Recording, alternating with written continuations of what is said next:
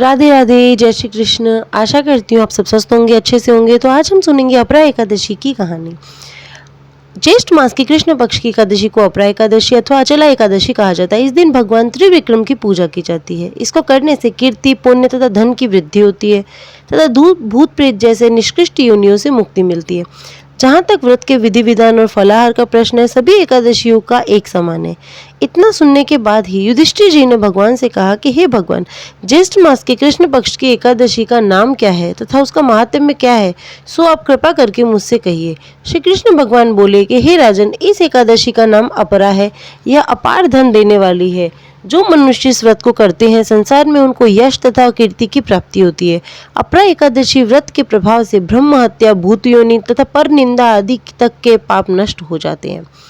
इस व्रत से पर स्त्री गमन, झूठी गवाही देना, असत्य भाषण, कल्पित शास्त्र पढ़ना या बनाना, झूठा ज्योतिषी, झूठा वैद्य बनना आदि तक के पाप नष्ट हो जाता है। जो क्षत्रिय होकर के युद्ध से भाग जाता है वे नरकगामी होते हैं, परंतु अपरा एकादशी का व्रत करने से उन्हें भी स्वर्ग की प्राप्ति होती है।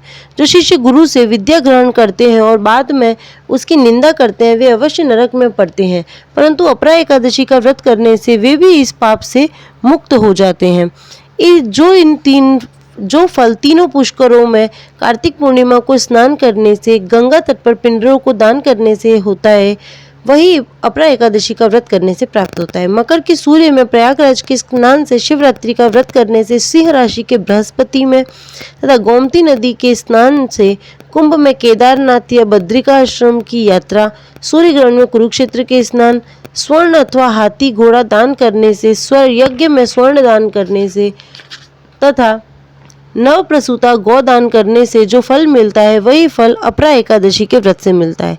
यह व्रत पाप रूपी वृक्ष को काटने के लिए कुल्हाड़ी के समान है, पाप रूपी ईंधन को जलाने के लिए अग्नि, पाप रूपी अंधेरे के लिए सूर्य के समान है। अपरा एकादशी का व्रत तथा भगवान का पूजन करने से मनुष्य सब पापों से छूट करके विष्णु लोक को जाता है।